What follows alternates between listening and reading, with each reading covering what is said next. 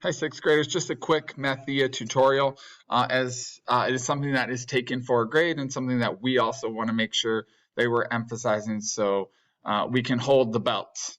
All right, so what I'm going to do is I'm going to quickly show you how you can see what is upcoming and make sure that you understand what the assignments are. And so the first assignment is actually the pre-launch protocol. And so this student actually finished the pre-launch protocol already.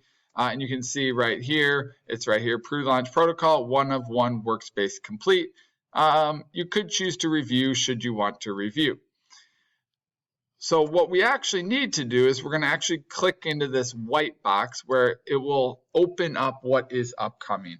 And so by the end of the day on Sunday, September 26th, we have Unit 1, 2, and 3 due. And so if you notice, it's 3 workspaces in Unit 1, 3 workspaces in Unit 2, and 2 workspaces in Unit 3. So that's 8 workspaces due by September 26th. It is content that we've already talked about, the distributive property, areas of triangles and quadrilateral, as well as composite figures. Don't wait too long till you start it. If you have questions about how to use MATHia, please make sure that you check in with me.